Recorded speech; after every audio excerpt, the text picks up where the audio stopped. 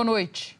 A segunda-feira vai terminando na Bolívia sem definições mínimas para a interinidade criada pela renúncia de Evo Morales e de todos os outros nomes na linha sucessória. O ex-presidente deve deixar o país a qualquer momento rumo ao México, que lhe ofereceu asilo. Nas ruas, a violência continua solta. Agora, entre os manifestantes, predominam apoiadores de Evo, inconformados com a queda do governo. O comandante das Forças Armadas disse que elas empregarão força proporcional contra o que ele chamou de grupos de vândalos. A Organização dos Estados Americanos se reúne nesta terça para tratar da crise na Bolívia. Detalhes do programa do governo que mira a criação de emprego para jovens. Começou a troca de informações de clientes para o cadastro positivo. Se a pessoa não quiser fazer parte desse cadastro, terá que pedir para sair, porque a inclusão vai ser automática. Na Espanha, novo balanço de forças depois de mais uma eleição vencida pelo partido do atual primeiro-ministro. O socialista agora terá que enfrentar duras negociações para formar um governo. E o bate-papo esportivo com os gols da noite e os casos mais recentes de racismo no futebol.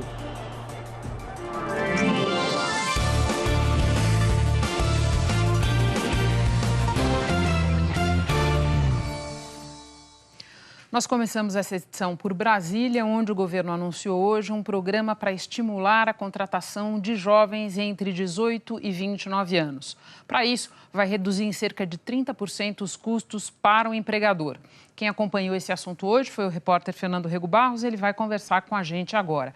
Fernando, boa noite. Essas medidas valem para contratações para salários de até um salário mínimo e meio. E para fazer jus a essa desoneração, as empresas não podem substituir mão de obra, são novas contratações. Olá, Renata. Boa noite a você, boa noite a todos. Exatamente. O objetivo do governo é colocar no mercado de trabalho jovens que ainda não tiveram o primeiro emprego. O Ministério da Economia disse que o programa não permite que os novos contratados substituam quem já estava trabalhando. Mas o governo não explicou se haverá algum tipo de fiscalização. Vamos ver agora um resumo com alguns pontos do programa anunciado hoje. A empresa que contratar o jovem vai pagar menos imposto, uma redução de pelo menos 30% sobre a folha de pagamento. Ficará livre, por exemplo, da contribuição patronal para o INSS. A contribuição para o FGTS cairá de 8% para 2%. Direitos trabalhistas como férias e 13º estão mantidos. As empresas podem contratar até 20% dos funcionários nessa nova modalidade por no máximo 2 anos. E a remuneração será de até um salário mínimo e meio, R$ 1.497. O descanso semanal para quem trabalhar aos domingos poderá ser em qualquer dia da semana. O governo também anunciou medidas para estimular o microcrédito para pequenos empreendedores e para quem não tem conta por meio de bancos, agências de fomento e cooperativas de crédito. 40 bilhões de reais serão concedidos até o fim de 2022 para este fim. O governo também quer estimular a contratação de vítimas de acidentes de trabalho que estejam fora do mercado e de pessoas com deficiência. Com todas essas medidas, o governo espera criar mais 4 milhões de vagas até 2022. O secretário especial de Previdência e Trabalho disse que a equipe econômica avaliou a necessidade de gerar mais empregos para os jovens, mas também se preocupou com a responsabilidade fiscal. Essa faixa é uma faixa que tem o dobro do índice de desemprego do restante da sociedade brasileira, porque são pessoas que têm menor qualificação e são pessoas que têm menos experiência. Então, para esses, nós vamos fazer um processo de desoneração da folha com responsabilidade, apontando dentro do orçamento a contrapartida adequada para não haver desequilíbrio fiscal. Fernando, essa contrapartida mencionada pelo secretário corresponde a pagar contribuição ao INSS de quem está recebendo seguro-desemprego, ou seja, de quem está fora do mercado de trabalho. Isso, Renata. O governo vai começar a cobrar a contribuição previdenciária de quem recebe o seguro-desemprego, o que hoje não acontece. As alíquotas serão como as dos trabalhadores na ativa, variando de 7,5% a 11%. O secretário Rogério Marinho explicou essa nova cobrança. Nós vamos passar a cobrar a partir do período da noventena, né? Essa questão se estende por 90 dias, a contribuição mínima de 7,5% e, em contrapartida, nós vamos levar em consideração o seguro-desemprego para fins de aposentadoria. Fernando, outro anúncio nesse mesmo evento, o fim do DPVAT, aquele imposto usado para indenizar vítimas de acidentes de trânsito. O governo alega que com essa medida está coibindo fraudes.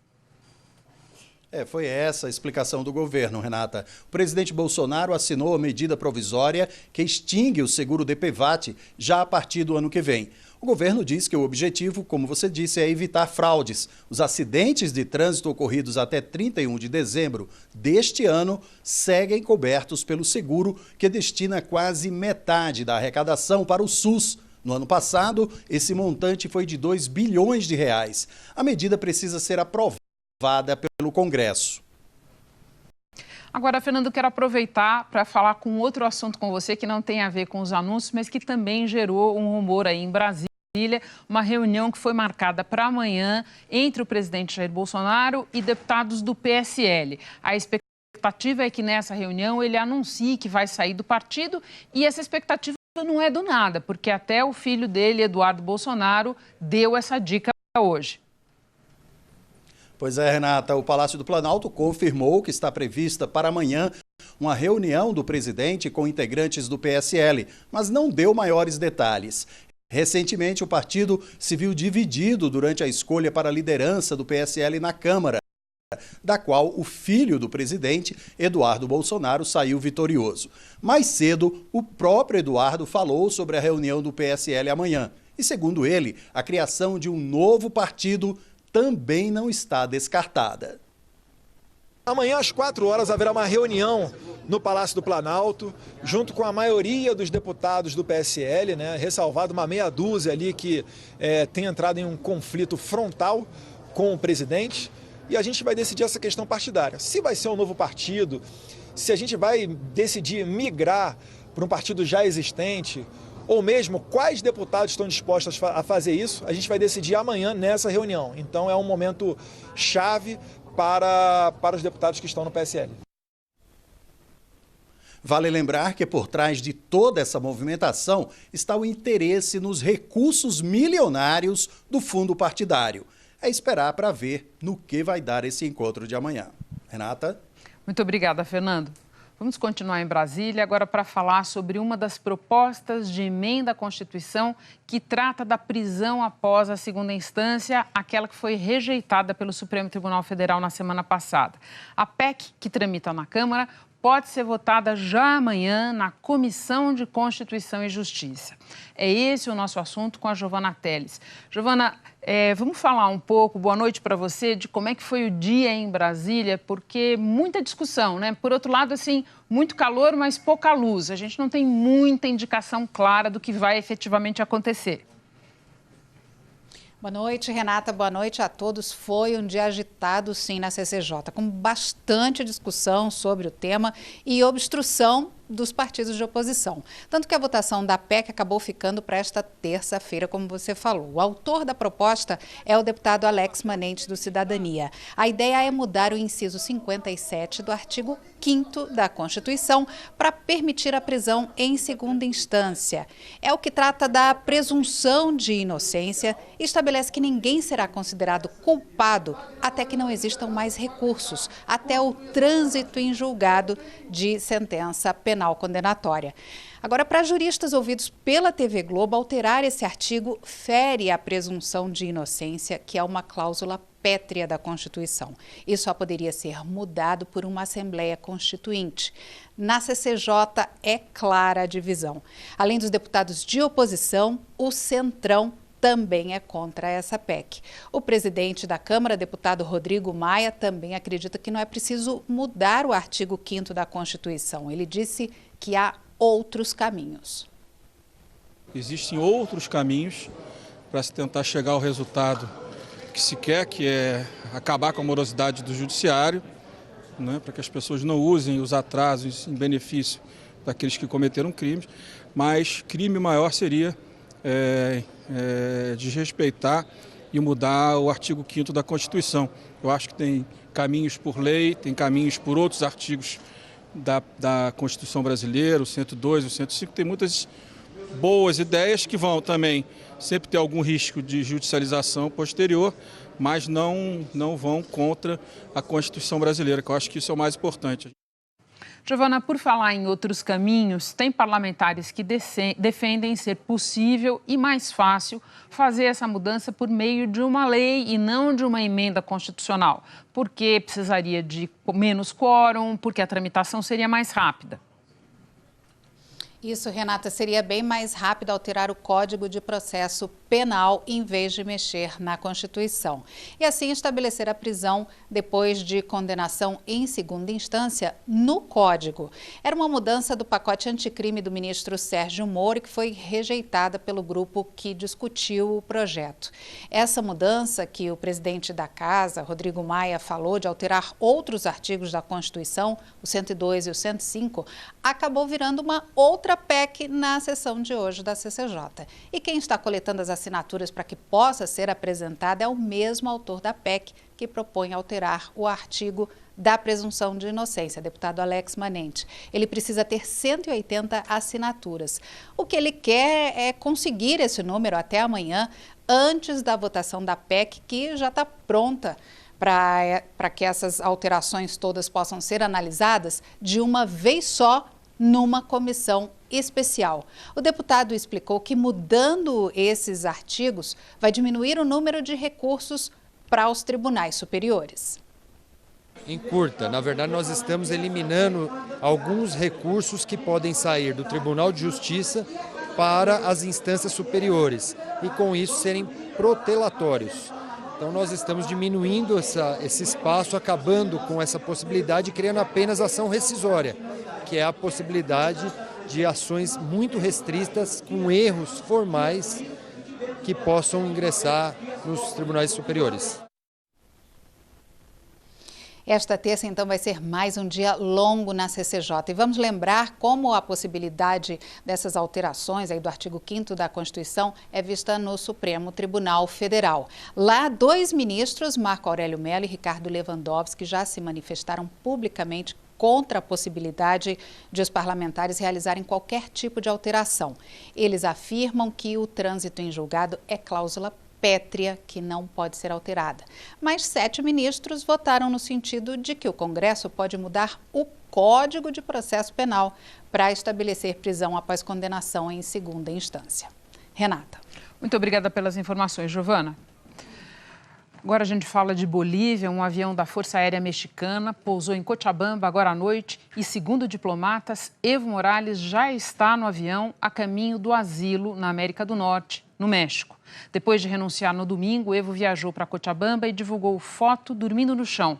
Num outro post, ele disse que parte rumo ao México, mas que voltará com mais força. Agora à noite, o comandante da Polícia de La Paz pediu que as Forças Armadas providenciem uma intervenção militar para, abre aspas, não permitir mortes ou sangue, fecha aspas. Seguidores de Evo Morales se dirigem para a capital e há o temor de novos conflitos nesta terça-feira. Em meio ao vácuo de poder criado pelas renúncias em série de Evo Morales e também do vice, do presidente do Senado, da Câmara, a expectativa é que a Bolívia comece a tentar ter alguma reorganização política a partir dessa terça-feira. A Bolívia vive uma avalanche de renúncias. Líderes do Congresso, prefeitos e governadores foram deixando seus cargos por todo o país. O mais recente foi o comandante-geral de polícia, que caiu por pressão dos subordinados, os mesmos que começaram uma rebelião na sexta-feira. Choques entre defensores e opositores do ex-presidente continuam acontecendo e os policiais vinham se recusando a reforçar o patrulhamento das ruas porque Yuri Calderón foi nomeado pelo governo derrubado. No início da tarde, a Assembleia Legislativa recebeu a carta de renúncia de Evo Morales, mas ainda não pôde aceitá-la oficialmente porque não houve sessão. A Bolívia está sem comando depois das renúncias de Morales, do vice-presidente e dos presidentes da Câmara e do Senado, todos do mesmo grupo político. Jeanine Áñez, segunda vice-presidente do Senado e de oposição, convocou sessão para esta terça-feira à tarde para aceitar oficialmente a renúncia. Em princípio, cabe a ela a presidência interina do país, diante de tantas renúncias. Jeanine pediu o fim da violência e disse que vai convocar eleições para que em 22 de janeiro o país tenha um novo presidente. Também nesta terça-feira à tarde tem reunião extraordinária da Organização dos Estados Americanos em Washington para tratar da crise na Bolívia. Guga Chakra está em Nova York com mais informações. Guga, boa noite. O EAC teve um papel importante no processo que levou à queda de Evo Morales. E agora? Boa noite, Renata. Boa noite a todos. A OEA vai se reunir, o objetivo principal agora dessa organização, que tem países com pontos de vista diferentes. Você tem o México e o Uruguai, que ficaram mais para o lado do Evo Morales. Você tem o Brasil, os Estados Unidos, que estão mais associados à oposição. Mas o fato é que a OEA terá a função de se reunir e tentar, de alguma forma, em primeiro lugar, fazer uma mediação para conter a violência na Bolívia, fazer o máximo possível para que não se agrave a situação e, em segundo lugar, tentar pressionar os bolivianos a levarem adiante uma transição na qual sejam convocadas eleições democráticas e que o país possa voltar à normalidade. Quer dizer, a OEA vai estar mais focada no futuro, não no passado, no que levou à queda do Evo Morales ontem, né, nesse domingo, na verdade. Eles estão mais preocupados com o que vai acontecer a partir de agora, Renata. É interessante frisar mais um ponto, que é o Vladimir Putin, da Rússia, que defendeu o Evo Morales. Ele, na América do Sul, ele sempre se posiciona a favor dos governos populistas de esquerda, que é uma postura diferente da que ele tem na Europa, onde ele apoia populistas de direita, e mesmo nos Estados Unidos, onde ele apoiou o Trump. Muito obrigada, Guga. Bolívia é, claro, o assunto desta terça-feira. O enviado especial da TV Globo, Carlos Delanoy, conversou comigo por telefone mais cedo para esse episódio do podcast. E o outro convidado é o professor de Relações Internacionais, Oliver Stunkel. As informações dos dois permitem entender por que Evo Morales caiu e, ao mesmo tempo, porque não vai ser simples estabilizar um novo governo na Bolívia. O episódio está disponível daqui a pouco no G1 e também nos aplicativos de podcast. Na Espanha, os eleitores foram às urnas pela segunda vez neste ano. O socialista Pedro Sánchez ganhou, mas novamente não conseguiu maioria para governar, enquanto a extrema-direita cresceu e se tornou a terceira força no parlamento. Pela quarta vez em 2 anos, os espanhóis foram às urnas para apontar perdedores e não ganhadores. O equilíbrio de poder entre os blocos ideológicos tradicionais mudou pouco desde as últimas eleições em abril e, novamente, ninguém conseguiu estabelecer uma maioria absoluta. Juntos, os partidos de esquerda somaram 158 votos, 18 a menos do que precisavam para governar. O Partido Socialista dos Trabalhadores da Espanha, do líder Pedro Sánchez, conquistou 120 dos 350 assentos parlamentares, 3 a menos do que na última disputa. O Partido Popular Conservador, que durante décadas se alternou no governo com os socialistas, depois que a Espanha saiu da ditadura do general Francisco Franco, na década de 1970, se recuperou de um resultado decepcionante em abril e ganhou 22 cadeiras a mais no parlamento, ficando em segundo lugar. A novidade foi o terceiro lugar. O partido populista de extrema-direita Vox conquistou 52 cadeiras. O analista político Miguel Murado diz que o partido Vox é o que tem mais a comemorar, mas nem por isso pode ser chamado de vencedor, já que o bloco da direita ficou longe de conseguir números suficientes para formar um governo. De certa forma, todos perderam nessas eleições, disse o analista. Quem mais perdeu foi os Cidadãos, partido de centro que deixou de ser a terceira maior bancada no Congresso e passou a ser a sexta. Pedro Sánchez já disse que não quer aliança com o Partido Popular de direita, mas que prefere um governo progressista. Só que os grupos de centro perderam a maioria das cadeiras.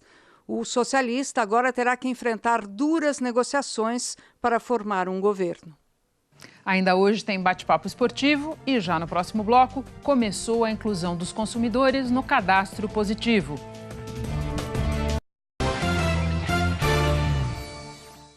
Os bancos começaram a enviar para as gestoras de crédito as informações que vão compor a nota do cadastro positivo de 110 milhões de consumidores. O sonho da Luzia era comprar um terreno para construir a casa própria e conseguiu.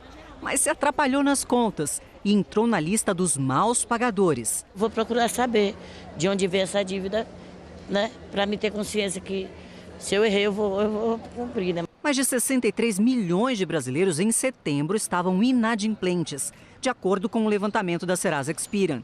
Hoje, a Luzia veio a um feirão para limpar o nome, renegociou as dívidas e quer, em breve, aparecer bem em outra lista. A que mostra quem paga as contas em dia. Só 4 empresas foram autorizadas pelo Banco Central para gerir o histórico dos últimos 12 meses de todos os clientes bancários para formar o cadastro positivo. Boa Vista Serviços, Quod Gestora de Inteligência de Crédito, Serasa Experian e SPC Brasil. Depois que os bancos mandarem as informações para formar o cadastro positivo, os clientes deverão ser comunicados em até 30 dias de que os seus dados estão lá. Aí, se a pessoa não quiser fazer parte desse cadastro, terá que pedir para sair, porque a inclusão vai ser automática. Como cada cliente terá mais de 30 dias para decidir se quer o nome fora da lista, o cadastro positivo só deve funcionar em meados de janeiro. O Procon de São Paulo é contra essa adesão automática por expor a condição econômico-financeira das pessoas. Mas a diretora de uma das gestoras do cadastro diz que o mercado não vai acessar o histórico do cliente, apenas a nota de crédito. É a informação do comportamento de pagamento. Tudo isso é resumido numa pontuação, que só diz se ele é um bom ou um mau pagador ou como ele tem se comportado ao longo do tempo. Para o economista-chefe da Serasa Experian, o cadastro positivo vai permitir crédito mais barato ao bom pagador. As informações positivas vai contar a favor do consumidor, mesmo o consumidor inadimplente, aquele que é inadimplente por esquecimento, não inadimplente contumaz, aquele que constantemente fica com o nome sujo, mas aquela pessoa que por descuido acabou tendo o seu nome incluído por uma conta que eventualmente foi esquecida de ser paga. Então vai ter essa diferenciação que hoje praticamente não existe. No Rio, o encontro Cultura, Liberdade de Expressão e Democracia discutiu políticas para o setor. O encontro foi organizado pela Associação Nacional de Produtores de Teatro. 6 ex-ministros da Cultura que ocuparam o cargo em diferentes governos participaram do encontro, além de artistas e produtores culturais. Em 3 horas de debates, eles defenderam a liberdade de expressão e o combate à censura. A necessidade de valorização da cultura também ganhou destaque. Eu penso que é importante, na área da cultura, quando a cultura é atingida pela crise diretamente, que a cultura resista. No início do governo, o presidente Jair Bolsonaro extinguiu o Ministério da Cultura. A pasta foi transformada numa secretaria, transferida na semana passada do Ministério da Cidadania para o Turismo. Mesmo reduzida a um lugar secundário na estrutura do governo, ela possa estar à altura de suas responsabilidades com a vida cultural do país. O presidente da Câmara, Rodrigo Maia, mandou um vídeo exibido no início do encontro. As políticas de investimento na área de cultura, elas são fundamentais, somado à nossa liberdade de expressão, que é um país que vai crescer, que quer ser próspero e, de fato, democrático, precisa garantir isso para a nossa população. O diplomata e imortal da Academia Brasileira de Letras, Sérgio Paulo Rouanet, foi secretário de Cultura no governo Collor em 1991, ano em que foi sancionada a Lei de Incentivo à Cultura, apelidada de Lei Rouanet, em homenagem a ele. Um pouco de vergonha de precisar, em pleno século XXI, defender a razão e defender a cultura. É uma coisa tão óbvia, tão evidente, que inclusive está escrita e expresso na Constituição. Hoje a gente está debatendo e lutando para que a nossa possibilidade de liberdade, manifestação artística, de expressão, que a intolerância não aconteça da forma que tem se mostrado até agora. A Associação Nacional de Jornais entregou o prêmio ANJ de Liberdade de Imprensa ao ministro Celso de Mello, decano do Supremo Tribunal Federal. Celso de Mello recebeu a premiação em reconhecimento à sua defesa da liberdade de expressão e de imprensa durante seu período na corte, iniciado em 1989. Por motivos de saúde, o ministro não pôde viajar ao Rio para a homenagem. Recebeu o prêmio em seu gabinete, em Brasília, na sexta-feira passada, e gravou um vídeo para agradecer. Na realidade, e tal como enfatizou a declaração de Chapultepec, uma imprensa livre é condição fundamental para que as sociedades resolvam seus conflitos, promovam o bem-estar e protejam sua liberdade. Nós voltamos a falar sobre a crise política na Bolívia. Conseguimos contato agora com o enviado especial da TV Globo, Carlos de Lannoy. Ele está lá e traz mais informações. Boa noite, Lannoy.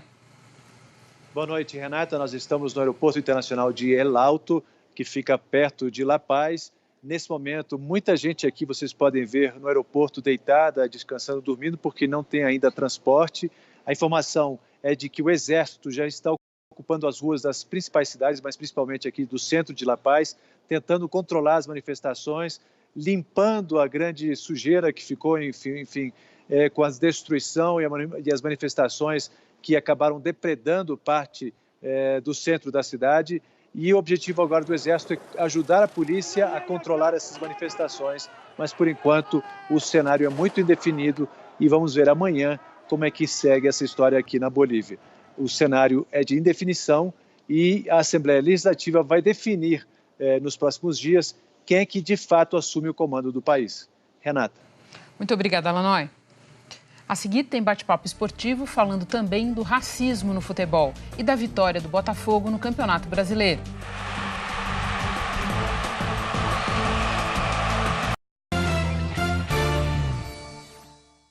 Hora de bate-papo esportivo, hoje com o meu xará, Renato Peters. Renato, boa noite, seja bem-vindo ao Jornal da Globo. Boa noite, obrigado. Eu estou acostumado a estar do outro lado, né, ao vivo, fazendo reportagens, primeira vez aqui no estúdio. Seja muito bem-vindo. Te proponho que a gente comece com os gols desta noite. Hoje só um jogo, Renata, pelo Campeonato Brasileiro, o jogo que teve o Avaí, time que está praticamente rebaixado, e o Botafogo, time que está brigando para não cair para a segunda divisão. Vamos ver os gols? A gente tem o primeiro gol do Botafogo, essa bola chutada pelo Cícero para a área, e um gol do zagueiro. Detalhe só que o zagueiro é do Avaí, gol foi contra, 1-0 Botafogo. Então, o zagueiro Ricardo fazendo contra, jogando contra o Patrimônio. E agora, o segundo gol do Botafogo, o Diego Souza de pênalti, Botafogo 2-0. E aí vem a boa notícia para o torcedor do Botafogo, porque o time subiu 3 posições na tabela, se distanciando ali da zona de rebaixamento. Está aqui nessa tela muito chique, né? Aqui não mudou nada, Flamengo e Palmeiras continuam ali 10 pontos de diferença. Aqui que está a área mais complicada, Renato. O Botafogo subiu, então, é 14º, 36 pontos, mas continua nessa área aqui. Está todo mundo ameaçado aqui, ó. Ceará, 15º, 36. O Cruzeiro, 16º, 35 pontos. Aqui, já o Fluminense, né? Acabou caindo para a zona de rebaixamento, 34 pontos. O CSA, 18º, 29, Chapecoense, 22 pontos na 19ª colocação, e o Avaí, praticamente rebaixado, vai jogar a segunda divisão no ano que vem, lanterninha do campeonato com 17 pontos. Sufoco absoluto. Agora eu queria aproveitar para a gente falar do Mundial Sub-17, que está acontecendo aqui no Brasil e onde a gente deu mais um passinho para o título, não é isso? Com certeza, o Brasil venceu hoje a Itália e já chegou às semifinais da Copa do Mundo Sub-17, é o futuro, né, da nossa seleção. Aqui estão os jogos quinta-feira, estádio Bezerrão, às 4h30 tem o México com a Holanda. E aqui a França vai enfrentar o Brasil, esse jogo às 8 da noite. Só lembrando que a França fez 6-1 na Espanha para chegar até aqui. A gente vai ver os gols, então, desse jogo com a Itália, Brasil e Itália. Sua televisão não está errada, a Itália está de verde mesmo, a camisa nova. Está aí o Patrick fazendo 1-0, um golaço, entrou na área ali, não deu chances para o goleiro. E depois o Pedro Lucas vai tocar para o Peglow. Isso aí é um gol, o Pedro Lucas é jogador do Grêmio, o Peglow, jogador do Internacional, um gol Grenal, então. O Brasil fazendo 2-0 e agora vai enfrentar, então, está nas quartas de final, está na semifinal, na semifinal da Copa do Mundo Sub-17. E esta semana a gente tem também a seleção principal em campo, é isso?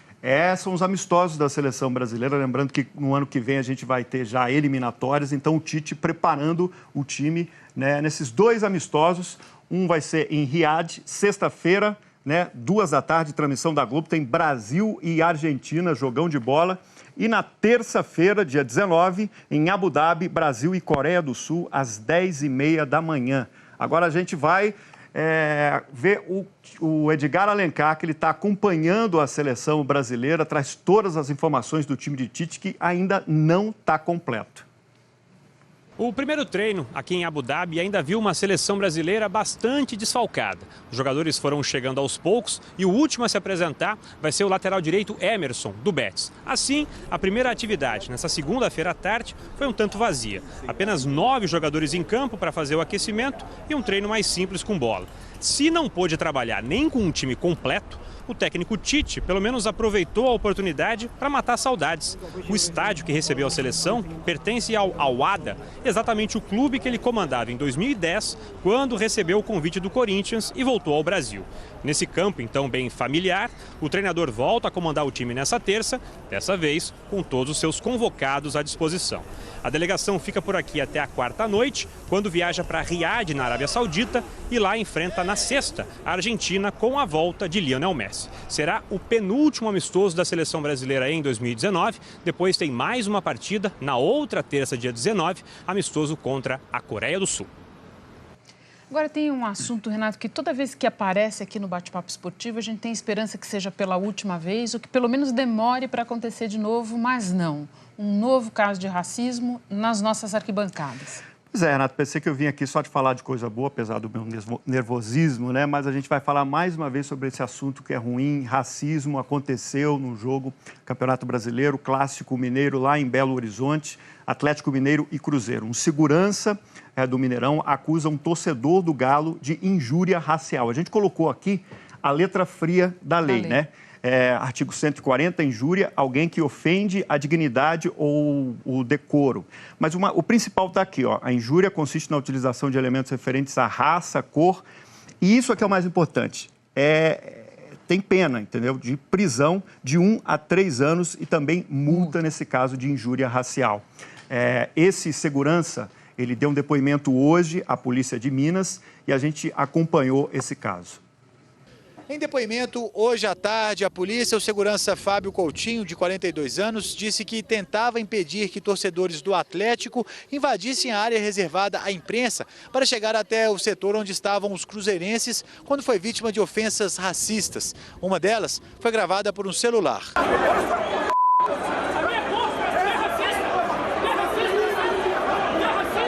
O segurança se emocionou ao lembrar o que aconteceu. Até então ele foi insultos à minha mãe, foi a cusparada, mas quando ele falou sobre a minha cor, pela minha cor eu sou inferior a um outro ser humano. A Polícia Civil conseguiu identificar 2 suspeitos, mas não divulgou os nomes. Os torcedores devem responder pelo crime de injúria racial. É importante a gente dar uma resposta rápida justamente por isso, para as pessoas terem a consciência de que isso é crime e isso traz repercussão. Triste, né? Muito triste. E olha só, há exatamente um mês, Renata, nós demos aqui no Jornal da Globo uma entrevista do técnico do Bahia, Roger Machado. Me lembro bem. E foi uma entrevista muito contundente, Que repercutiu muito, Repercutiu muito, e a gente separou alguns trechos dessa entrevista para rodar mais uma vez. A ofensa, a injúria, né, ela é só o sintoma, né, dessa grande causa social que nós temos.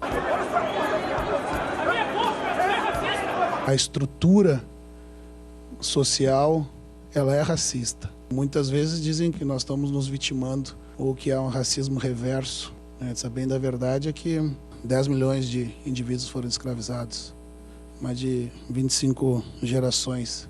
Né? E a gente precisa falar sobre isso. Nós precisamos sair da fase da negação. Nós temos que nos perguntar, se não há preconceito no Brasil, qual é a resposta que tem relacionada a isso? Muito difícil, né? Difícil responder. Muito ruim isso. E, Renato, para completar, nós tivemos também um episódio de racismo contra jogadores brasileiros no exterior. Foi na Ucrânia, o Shakhtar Donetsk jogando contra o Dinamo de Kiev. E aí o Tyson, esse jogador que era do Internacional, alguns torcedores estavam imitando um macaco para ele. Ele ficou muito revoltado, chutou a bola em direção a esses torcedores, fez um gesto obsceno. Só que ele acabou expulso, né? O árbitro expulsou ele, cartão vermelho, infelizmente. O árbitro não teve nem esse discernimento de ver que foi realmente uma agressão que o jogador brasileiro sofreu. Junto com ele joga também o Dentinho, nesse mesmo time, saiu muito abalado. E aí o Tyson postou isso aqui, é uma citação também da Angela Davis, que é uma ativista negra, filósofa, professora, e é bem contundente também. Em uma sociedade racista não basta não ser racista, precisamos ser antirracistas. Aqui é a parte que ele coloca, isso aqui é a parte da Angela Davis, o futebol precisa de mais respeito, o mundo precisa de mais respeito, e a gente não tem que vir aqui mais uma vez ficar falando de racismo. Eu gostaria muito de falar só de futebol, mas infelizmente é um assunto que está em todos os lugares, inclusive no futebol. E é muito importante registrar. Renato, muito obrigada por ter vindo ao Jornal da Globo, pela Desculpe participação. o nervosismo, eu vou melhorar. Todos nós. O Jornal da Globo fica por aqui. Outras notícias.